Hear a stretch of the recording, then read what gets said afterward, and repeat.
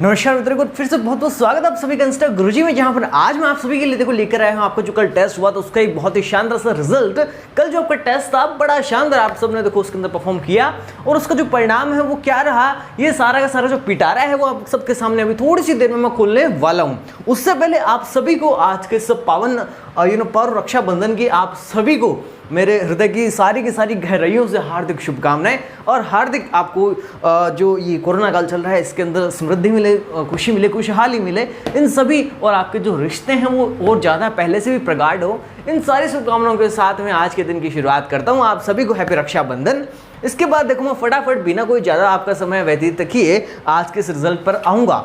ठीक है, अब आज चूंकि आपकी क्लास जो है वो नहीं हो पाएगी। रक्षाबंधन आप सभी का, हम सभी का त्यौहार है। इसके अंदर कोई धर्म नहीं होता, कोई जात पात नहीं देखते। हम सभी लोग इसको सभी बड़े चाव के साथ अपना त्यौहार मानकर मनाते हैं। तो ऐसे में आप सभी के लिए इसी पावन पर्व पर मैं ये जो रिजल्ट है टेस्ट का वो लेकर आया हूँ। टेस्ट का मैं आपको रिजल्ट बताऊं उससे पहले बढ़िया रहेगा कि मैं आपको जो टेस्ट उसका सॉल्यूशन पूरा बता दूं, ताकि आपको कोई समस्या किसी प्रकार की आए नहीं, कोई समस्या किसी प्रकार की होने की हमारे टेस्ट में जो नंबर है वो किस प्रकार से आए हैं। तो इसलिए मैं आपको देखो फटाफट बता देता हूं। पहला आपका प्रश्न था विद्युत विभव है, ये आपको बताना था सदिश राशि है कि अदिश राशि है कि प्रदिश राशि है कि इनमें से कोई नहीं है। आप सभी जानते हैं विद्युत विभव जो है वो एक अदिश राशि है। आगे बढ़ते हैं। जो दूसरा आपका प्रश्न था विभवांतर का मात्रक आपसे पूछा था, तो आप सभी जानते हैं विभवांतर का मात्रक होता है आपके वोल्ट। ठीक है, कोई दो राय इसमें नहीं थी। आप क्वेश्चन नंबर जो थर्ड था आपका V और E के लिए आपको संबंध बताना था, तो आप सभी जानते हो जो आपका पहला ऑप्शन मैंने कल दिया था Vp बराबर माइनस समाकलन की लिमिट आपकी अनंत से लेके बिंदु P तक E vector dot dr vector, ये संबंध है E और आपके V में। अगला जो आपको चौथा प्रश्न था वो आपको ये था कि V और पृथ्वी के लिए जो आपके V का मान है वो बताइए। जो पृथ्वी उसके लिए विभव का मान कितना होता है, आप सभी जानते हैं 0 होता है। मैंने आपको सबको कहा था अनंत के लिए और पृथ्वी के लिए दोनों के लिए जो V का मान है वो कितना होगा, 0 होगा। आगे बढ़ते हैं। पांचवा जो प्रश्न था उसका उत्तर आप लोग देखिए। पांचवा प्रश्न था धारिता के लिए निम्न में से कौन सा विकल्प सही नहीं है। तो मैंने आपको कहा था कि 3 विकल्प इसमें सही है, 1 विकल्प गलत है। तो जो पहला विकल्प था V समानुपाती Q, ये गलत था। ठीक है, आपको ये पता होना चाहिए था। छठा आपका देखो प्रश्न आता है यूनिट ऑफ कैपेसिटेंस, आपको धारिता की इकाई बतानी थी। तो जो धारिता का मात्रक है वो क्या होता है, आप सभी जानते हैं धारिता जो होती है उसको हम लोग मानते हैं फैराडे के अंदर। पहला ऑप्शन मैं आपको देता है फैराडे। देखो फैराडे अपन आगे पढ़ेंगे विद्युत चुंबकीय प्रेरण के अंदर, लेकिन ये यहाँ पर जो मात्रक था वो था फैराड। तो फैराड और फैराडे में कंफ्यूज होता ना, इसीलिए मैंने पहला ऑप्शन आपको फैराडे दिया था। तो इसका जो ऑप्शन नंबर सी था वो सही होता। अगला क्वेश्चन जो 7th है आपका वो है जो पृथ्वी की धारिता है। पहले एक प्रश्न था पृथ्वी के लिए विभव का मान कितना था, अब मैं पूछ रहा हूँ पृथ्वी की धारिता का मान कितना होता है। तो हम सबने एक न्यूमेरिकल के अंदर इसको किया भी था। 711 माइक्रोफेरेड जो है वो अपनी पृथ्वी की धारिता का मान होता है। और उम्मीद करता हूँ कि आप सभी बच्चों ने ये जो प्रश्न थे उन सभी के तो कुछ सही से जवाब दिए होंगे। बहुत ही शानदार, बहुत ही आसान से मैंने प्रश्न आपको दिए थे। आगे बढ़ता हूँ। 8वां जो आपको देखो ना प्रश्न था, 8वें प्रश्न के अंदर आपसे मैंने पूछा था समांतर पट्टा संधारित्र की धारिता कितनी होती है। आप सभी को मैंने बताया था ये जो टर्म है ये काम आएगी हमारे आगे जाके, और हमने एक डेरिवेशन में इसको काम में भी लिया था। तो आप सभी ने इसका जो उत्तर दिया होगा ऑप्शन नंबर बी जरूर दिया होगा। बी नंबर ऑप्शन क्या कहता है, सी बराबर आपके ए एप्सिलॉन नॉट बट्टा डी, ये आपका उत्तर इसके अंदर 8वें में होता। 9वें प्रश्न की देखो मैं बात करूं। 9वें प्रश्न मैंने पूछा था संधारित्रों के किस प्रकार के संयोजन में जो तुल्य प्रतिरोध है वो परिपथ में लगे हुए अन्य संधारित्रों से भी कम प्राप्त होता है। तो ध्यान रखना प्यारे मित्रों, जो आपके श्रेणी क्रम संयोजन था जिसके अंदर हम लोग 1/C बराबर 1/C1 plus 1/C2 plus 1/C3 करते हैं, तो उसके अंदर क्या होता है जो तुल्य प्रतिरोध होता है वो लगे हुए प्रत्येक संधारित्र की तुल्य प्रतिरोध नहीं, तुल्य धारिता, जो तुल्य धारिता होती है वो परिपथ में लगे हुए संपूर्ण जितने भी आपके संधारित्र होते हैं उनकी धारिता से भी कम प्राप्त होती है। आगे बढ़ते हैं। जो हमारा अगला प्रश्न था 10वां कि गोली चालक की धारिता कितनी होती है। तो गोली चालक की धारिता हम सब ने देखी थी, C बराबर 4 एप्सिलॉन नॉट R। इसको हमने आगे जाके काम में भी लिया था एक डेरिवेशन के अंदर। फिर मैंने आपसे पूछा कि विभव मापी को यानी वोल्टमीटर जो है आपका उसको कौन से क्रम में हम लोग जोड़ते हैं। आप सभी को पता होना चाहिए जो आपको वोल्टमीटर होता है इसको हमेशा हम समांतर क्रम में जोड़ते हैं परिपथ में। आगे बढ़े। समांतर क्रम संयोजन में संधारित्रों की कुल जो धारिता होती है वो तुल्य कितनी होती है, आप सबको इसका पता होना चाहिए। समांतर क्रम में जो तुल्य धारिता होते हैं C बराबर C1 plus C2 plus C3। Option था आपका डी। ठीक है, ये सही होता। आपका 13th क्वेश्चन है निम्न में से कौन सा एक सूत्र आवेशित संधारित्र की ऊर्जा के बारे में सही नहीं है। यानी 3 तो सही है, एक सही नहीं है। जो ऑप्शन जो बी था आपका U बराबर 2Q² बाई C, ये ऑप्शन आपका गलत था। यहाँ पर अपन 14 प्रश्न पे चलते, जो कि हमारा सेकंड लास्ट प्रश्न था। गोली संधारित्र की धारिता कितनी होती है? तो उसमें पहला ऑप्शन था वो बिल्कुल से सही था। गोली संधारित्र की धारिता 1/4πε0 R1 × R2 बट्टा R1 - R2, ये वाला फॉर्मूला होता, ऑप्शन ए सही होता। लास्ट आपका प्रश्न था संधारित्रों की श्रेणीक्रम संयोजन का तुल्य प्रतिरोध आपको बताना था, तो ऑप्शन नंबर जो आपका ए है ना वही सही था। 1/c बराबर 1/c1 + 1/c2, ठीक है। ये आपको छोटा सा एक पेपर था, उस पेपर के अंदर देखो आप सभी ने भाग लिया, लेकिन एक छोटी सी बात मैं आपको बताना चाहूँगा, किसी के भी पूरे में से पूरे 15 में से 15 अंक किसी ने भी प्राप्त नहीं किए। अब देखिए ना, मैं फटाफट नंबर 3 जो पोजीशन है वहाँ से प्रारंभ करता हूँ। देखिए ना, मैंने आप सभी विद्यार्थियों के साथ जिन्होंने पहले, दूसरे, तीसरे पायदान पर अपना जो स्थान है वो अर्जित किया है, इनसे मैंने चर्चा करने की, बात करने की कोशिश की थी टेलीग्राम ऐप में, लेकिन शायद सभी से जो संपर्क हो नहीं पाया, तो इस कारण से सभी विद्यार्थियों की जो फोटो है या इनका जो पूरा नाम है, इनके पिताजी का नाम है, ये किस जगह से बिलोंग करते हैं, ये हम प्राप्त नहीं कर पाए। लेकिन जिनका हमने प्राप्त किया है, जो टॉप 1, 2 और पहले दूसरे नंबर के अंदर देखो अपने अलग अलग विद्यार्थी हैं, तो इनके बारे में अपन आगे चली बात करें। नंबर 3 पर जो है आपको मैं पहली हार्दिक बधाई, हार्दिक शुभकामनाएं देना चाहूँगा। जो नंबर 3 पर रहे हैं, 2 विद्यार्थी नंबर 3 पर इन्होंने अपना जो स्थान है वो काबिज किया है। दोनों का जो नाम है वो आपके समक्ष प्रस्तुत करने जा रहा हूँ। आनंद बेदिया, इन्होंने 10 अंक प्राप्त किए हैं 15 में से, यानी 15 नंबर का जो हमारा पेपर था उसमें से इन्होंने 10 नंबर प्राप्त किए हैं। इनका एक जो प्रश्न है वो गलत भी हुआ था।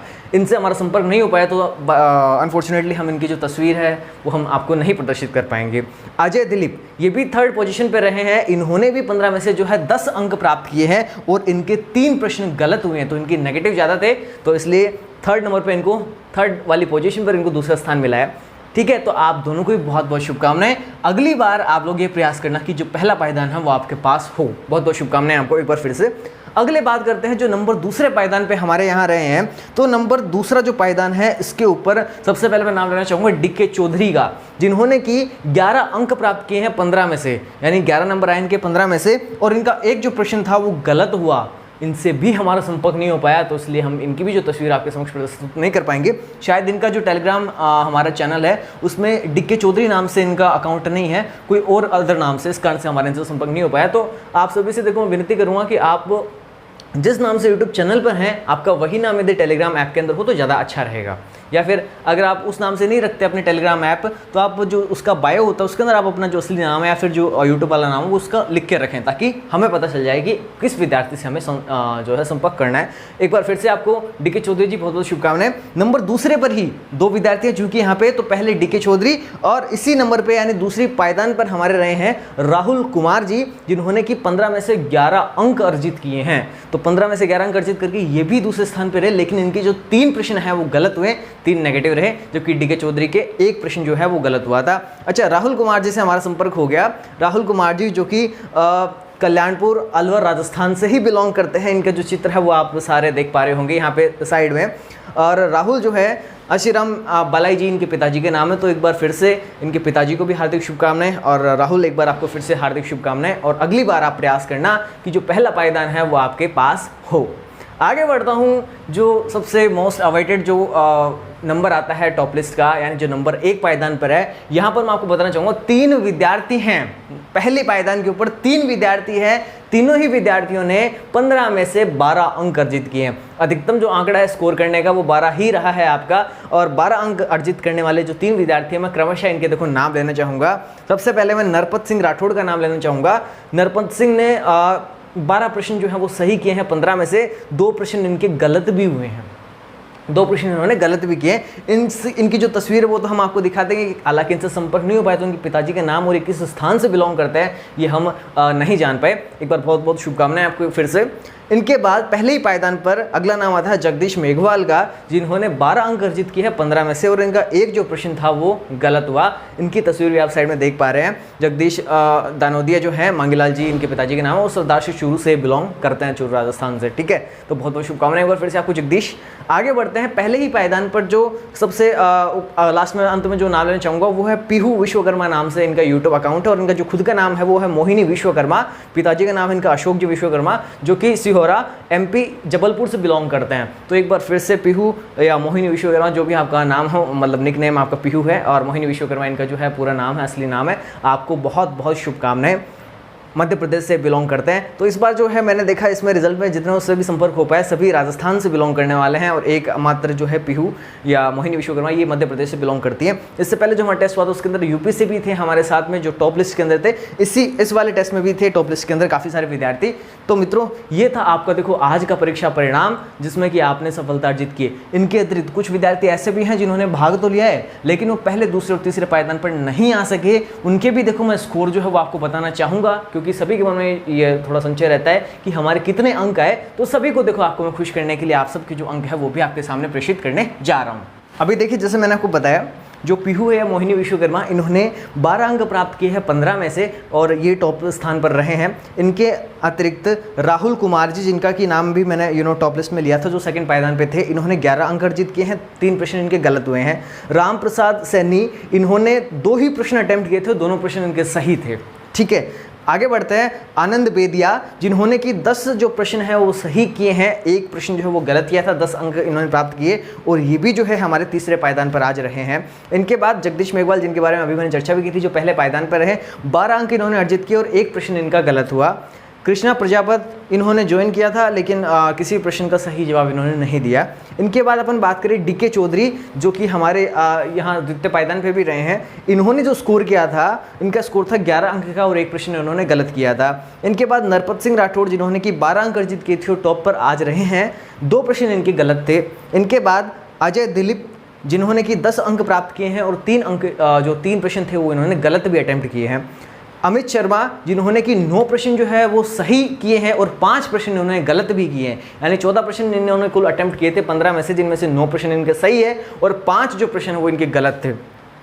नेमिचंद शर्मा, जिन्होंने कि 2 प्रश्न अटेम्प्ट किए और दोनों के दोनों प्रश्नों के इन्होंने सही जवाब दिए हैं, तो 2 अंक आपने अर्जित किए हैं यहाँ पे। विमलेश सेन, जिन्होंने कि टोटल 15 के 15 प्रश्न अटेम्प्ट तो किए लेकिन इनके 7 ही प्रश्न सही हुए, 8 प्रश्न इनके गलत हो गए। तो जितने सही थे उससे एक ज़्यादा इनके गलत प्रश्न हुए, तो 7 अंक इन्होंने अर्जित किए हैं।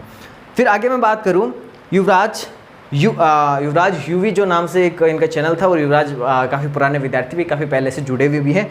आज युवराज का जो रिजल्ट है वो इतना सम्मानजनक नहीं रहा। इन्होंने टोटल आपके 13 प्रश्न अटेम्प्ट किए थे, 13 में से 6 प्रश्न इनके सही है, 7 प्रश्नों का इन्होंने गलत जवाब दिया है। तो आपने 6 जो अंक है वो अर्जित किए हैं। अगले नाम मैं लेना चाहूँगा नरेंद्र प्रजापत का, जिन्होंने 1 ही प्रश्न अटेम्प्ट किया था और वो प्रश्न सही था, तो 1 अंक इन्होंने यहाँ पे अर्जित किया है। विकास मीणा, जिन्होंने भी 1 ही प्रश्न अटेम्प्ट किया था और 1 प्रश्न इनका सही है। इनके अलावा एसएन कैंपस नाम से एक चैनल है, जिन्होंने भी 1 ही प्रश्न अटेम्प्ट किया था और उसका जो उत्तर है उन्होंने सही दिया था।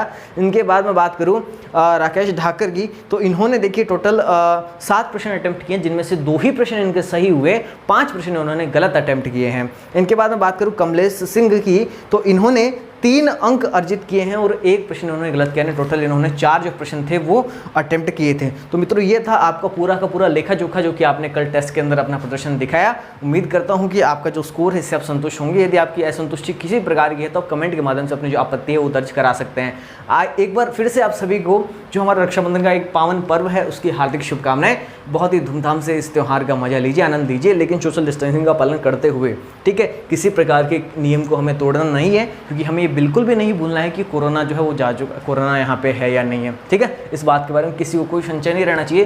देखो सावधानी ही पहला उपचार होगा, तो आप कोरोना से जितना बचेंगे उतना आपके लिए फायदेमंद रहेगा। इसी के साथ लेता हूँ, देखो मैं तो फिलहाल अलविदा। कल से हमारी जो क्लास है वो डेली स्टार्ट फिर से हो जाएगी, जिसके अंदर हम लोग सबसे पहले अपवहन वेग और गतिशीलता यानी ड्रिफ्ट वेलोसिटी एंड मोबिलिटी को डिटेल से पढ़ेंगे। लेता हूँ अलविदा, धन्यवाद।